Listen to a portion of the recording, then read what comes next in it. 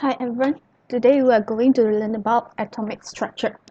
So the first atomic structure is actually introduced by J.J. Thomson, where this structure is called the plum pudding model. Why is a plum pudding model? So according to J.J. Thomson, the positive charge will act as a base of a cloud.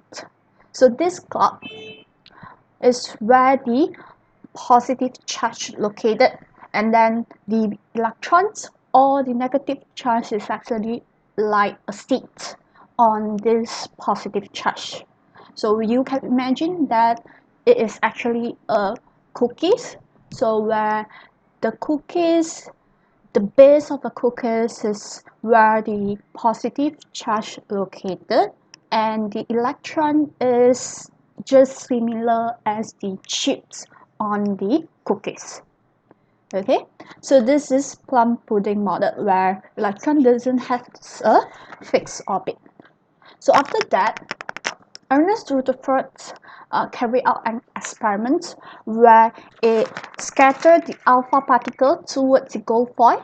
So this thin gold foil, this one is alpha particle. When it scattered incident the alpha particle on the gold foil, it found out that there are three observations that did not obey what J.J. Thomson's introduced, the model that J.J. Thomson introduced, because there are three observations where the alpha particles are being scattered in different directions. So the most common observation is the electron will just pass through the gold foil without any scattering, means it will just pass through. So this observation, so for this observations of A, means that most of the space in an atom is empty, which means that the positive charge and negative charge are actually very only located at certain spaces in atoms, rather than it is like is inside, it's located very take a big space. No, because according to these observations, most of the space is empty.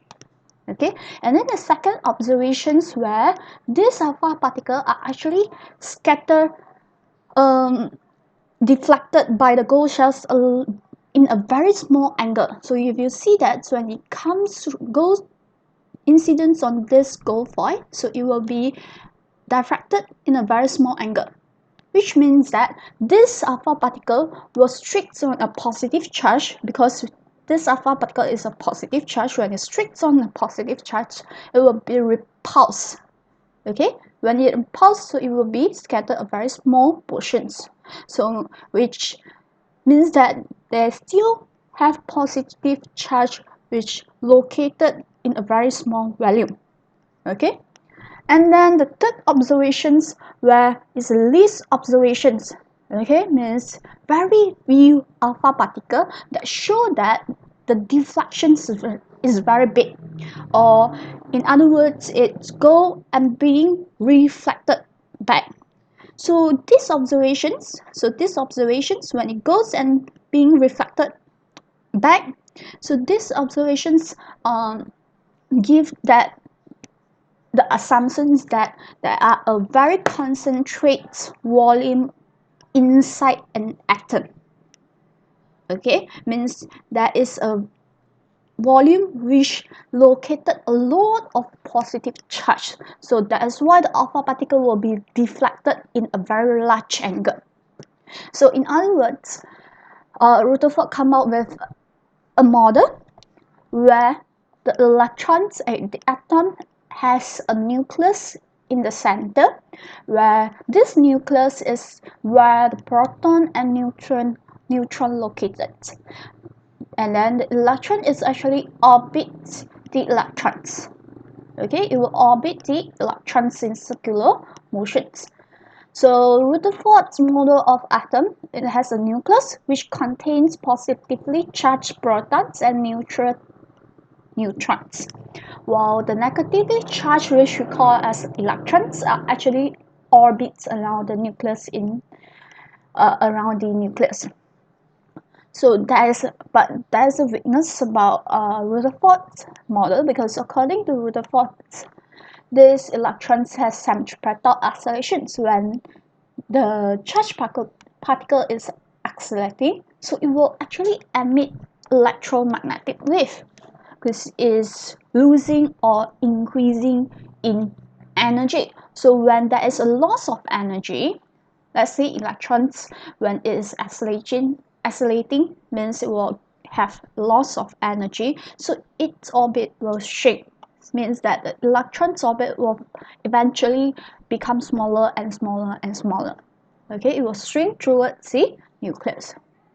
So after the quantum theory being introduced, so Niels Bohr come up with an idea which as an extension of Rutherford model. So according to Bohr's model, it uses quantum theories and the wave-particle duality. So the orbits of the electrons are actually stable. So when we say stable, it's still there is a nucleus and there is an orbit, but this orbit is actually stable. When we say stable, means there is no radiations of energy.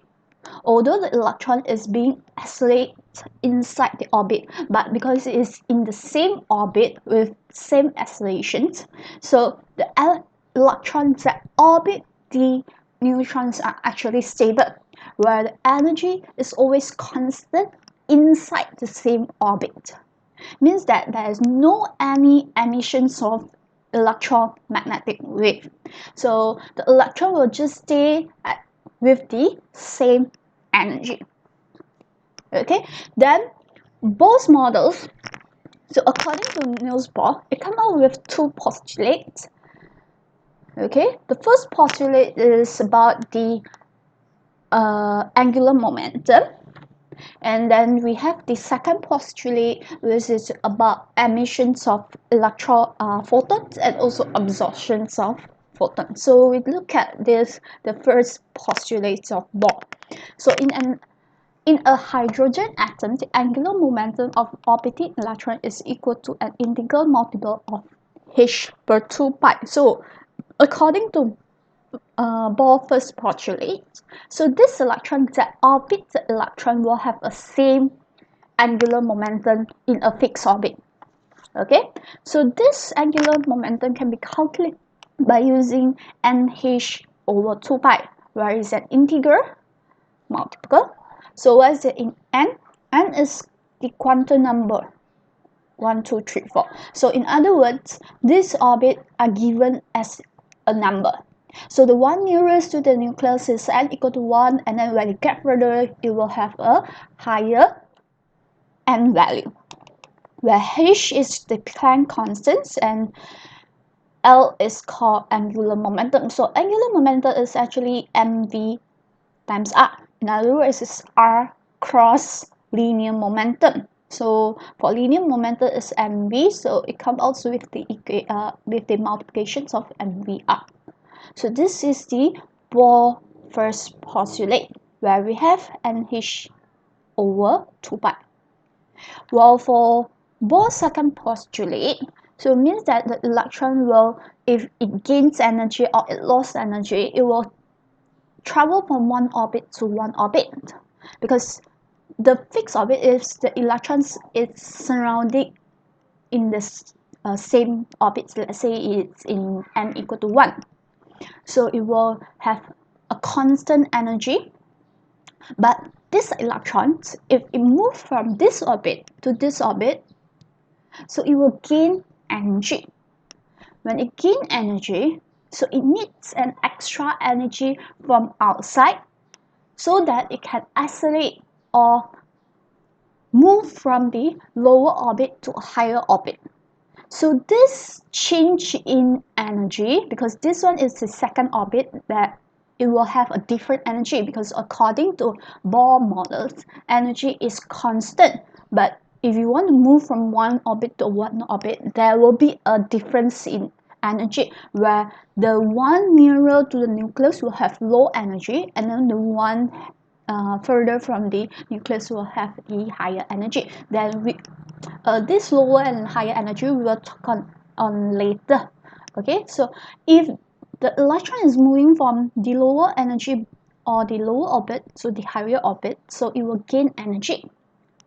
Okay, so from the lower energy level to a higher energy, so it needs an extra of energy to give to this electron, only it will transit to second orbit. So it means that we provide this electron a photon. So why must be a photon? Because this orbit and this orbit has fixed energy level. Okay, the difference is equal to HF. So in other words, a photon of energy is absorbed, where this HF is equal to the energy in higher orbit minus the energy in a lower orbit. Okay, so which means that there is the difference energy between the lower orbits and higher orbits. Well, if the electrons, let's say it's moving from the higher energy level to a lower energy level, means that if from here it moves to a lower energy level, so from a lot of energy, lost energy, this electron will lose some energy. So this loss of energy is actually the emissions of photon, means the electron will emit a photon, then it will move from a higher energy level to lower energy level. So a photon of energy is emitted, where this photon has the energy which is equal to E high minus E low. So this one is the energy in higher orbits, and this one is the energy in a lower orbit. So according to Bohr second postulate, so this orbit has fixed energy, has discrete energy, where if it want to move from lower energy to a higher energy level, then it has to absorb a photon. So this photon energy will be equal to the difference between the energy level, using the E high minus the E low. If the electrons is moving from higher energy to lower energy, so a photon is emitted, because now the electrons is losing the energy, when this energy is actually give out as a photon. So this photon has the energy which is equal to the difference between the energy level, the higher energy level, and also the lower energy level. Okay, so this two postulates of Bohr is, one is about the angular momentum in a fixed orbit, where is equal to nh per 2 pi. And then the second postulate is about the transmissions of the electrons. So the one moving lower to high, absorb, high to lower, emits a photon. Okay, and then so how we can develop this L equal to nh plus per 2m?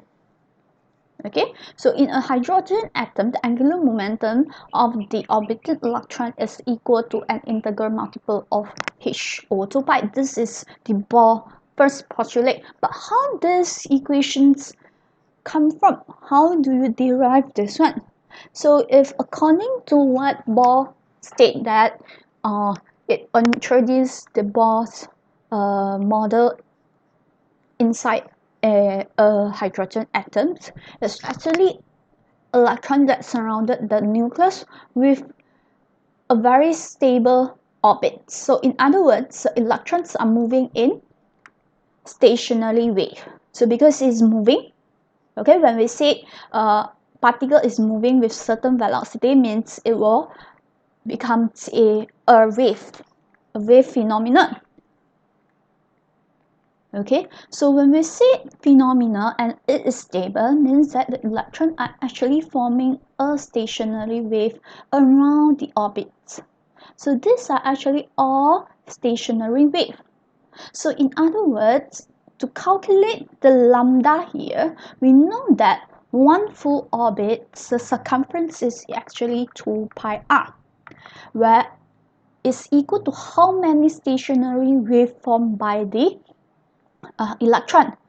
We have, let's say this one is one wavelength, so in other words we have n wavelength, okay, in one circular orbit. So when it gets further and further from the nucleus, the n will increases because there is more and more wavelength formed inside the orbit.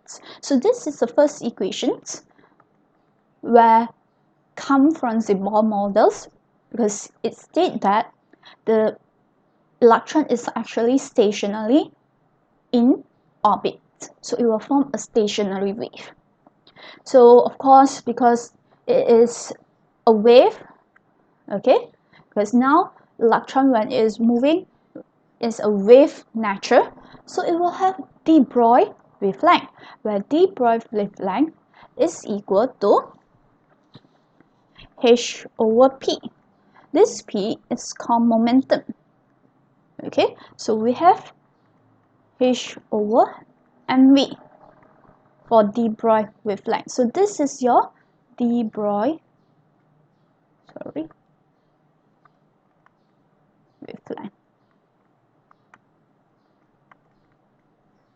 Okay, this is second equations.